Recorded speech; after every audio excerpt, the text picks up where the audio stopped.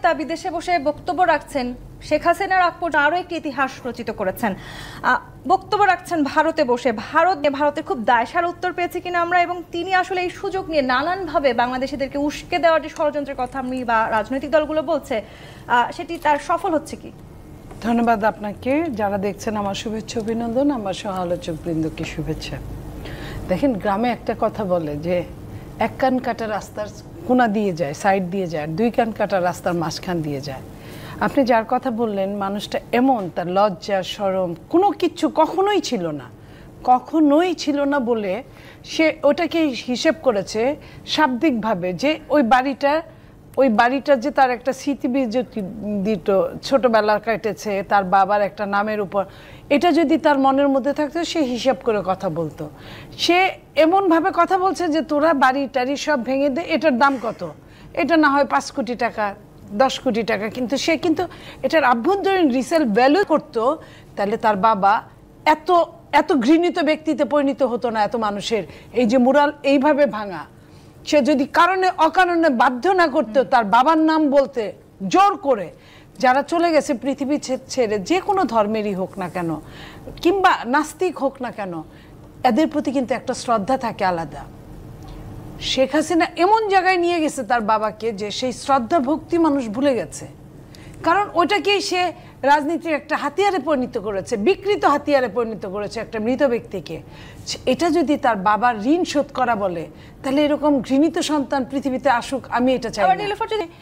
ওই যে আপনার এত বেশি সে মানে খারাপের কোনো প্রকারেই, সে কোনো নাম্বারে খারাপের মধ্যে পড়ে না, কারণ সে তার মধ্যে ভয় ডর লেশ কোনো কিছু, এবং সে যে এত মানুষকে খুন করেছে, এত মানুষকে শহীদ করেছে, এত আয়না ঘর বানিয়েছে, এটার জন্য তার কোনো অনুকম্পা নাই।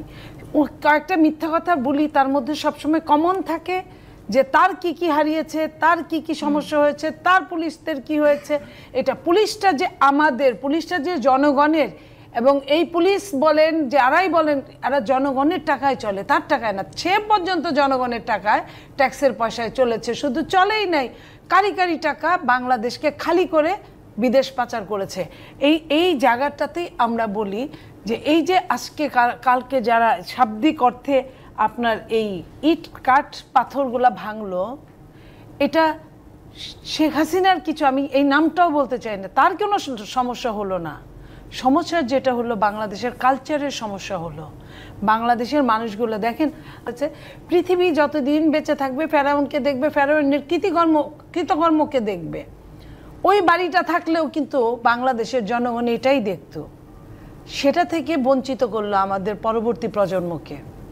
আবার এই যে ভাঙা গড়ার রাজনীতির কথা আমরা বলছি, যখন আসলে আমরা নতুন সংস্কৃতি গড়ার কথা চিন্তা করছি, ঠিক একই সময় যখন আমরা ভেঙে ফেলছি, আপনি ইট কাঠ পাথরের কথা বলছিলেন, নিশ্চয়ই সেই দৃশ্যও দেখেছেন যে সেখানে এমন অনেকে ছিলেন যারা আসলে একটি করে ইট তুলেও নিয়ে গেছেন, সেই বাড়ির ভাঙা করেছেন, ওটা রেভলিউশনের মধ্যে পড়েছে। কিন্তু এখন কিন্তু আলাদা একটা সরকার আছে, এই সরকার কিন্তু এই দায়িত্ব থেকে দায় এড়াতে পারে না, কারণ একটা দেশে এখন কিন্তু একটা চলমান আইন শৃঙ্খলার মধ্যে চলছে। যদি তাই চলে, তাহলে কেন এটা রাষ্ট্রীয় সম্পদ হতে পারে? যদি কেউ ছেড়ে পালিয়ে যায়, যেমন 71-এ পাকিস্তানিরা যারা তাদের বাড়িঘর ছেড়ে পালিয়ে গেছে, ওটা রাষ্ট্র নিয়েছে, ওটা রাষ্ট্র সম্পত্তি হয়েছে। রাষ্ট্র আবার অনেক যাদের জায়গা জমি নাই তাদেরকে আবার অনেকখানি তাদেরকে দান করেছে, আবার কিছু রাষ্ট্রের কাছে রেখে দিয়েছে।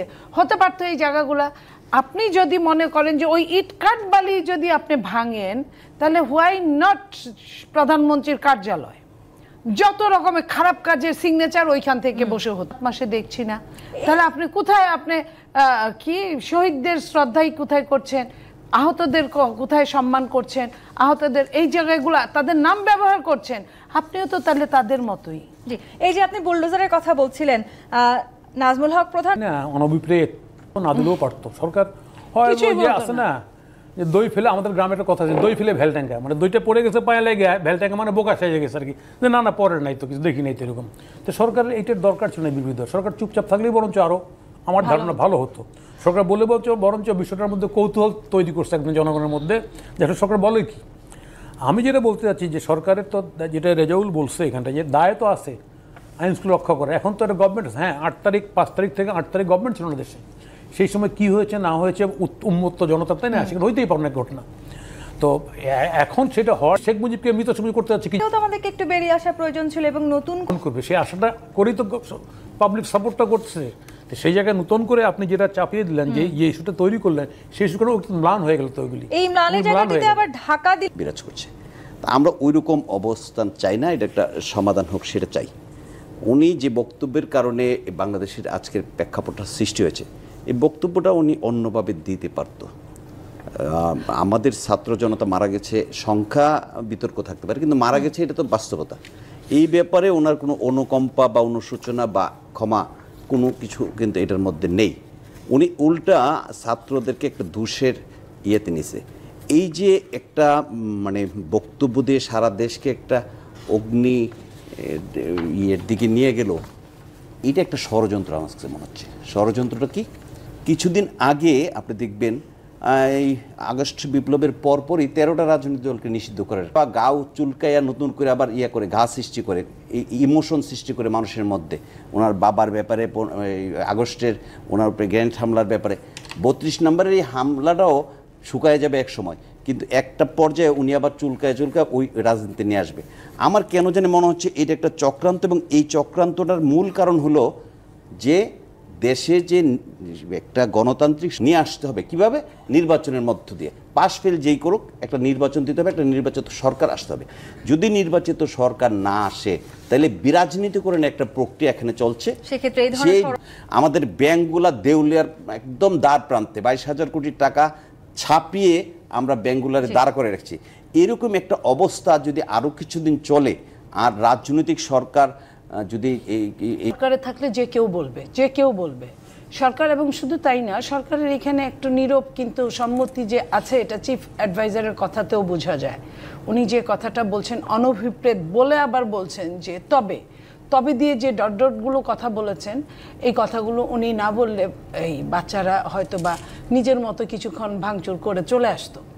তাহলে আর এই যে আর এত বড় বড় যানগুলো যাচ্ছে, আপনি মনে করেন যে সরকারের কিছুই না চাইলে, এটা সরকার আছে, দেশে সরকার আছে, সেটা সরকার এই দায় এড়াতে পারে না, এটা আমি মনে করি।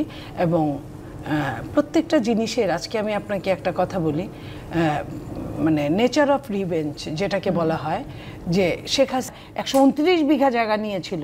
তো এই যে সে শুধু তাকে বাড়ি ছাড়াই করে নাই, বলেছিল যে তোমার বাড়িতে আমি ঘুঘু চড়াবো, এবং ঘুঘু চড়ানোর নিমিত্তে কি দেখাইছে, 75 তলা বিল্ডিং হয়েছে। 75 তলা মানে 5টা 15 তলা বিল্ডিং, 5-15-75 এই যে তারা করেছে। এবং এটা কিন্তু কোনো আইন শৃঙ্খলা রক্ষাকারী বাহিনীর মাধ্যমে রেখে, গোয়েন্দা সংস্থার বাহিনীর মাধ্যমে রেখে আবার তাকে তুলে নিয়ে আসে নাই।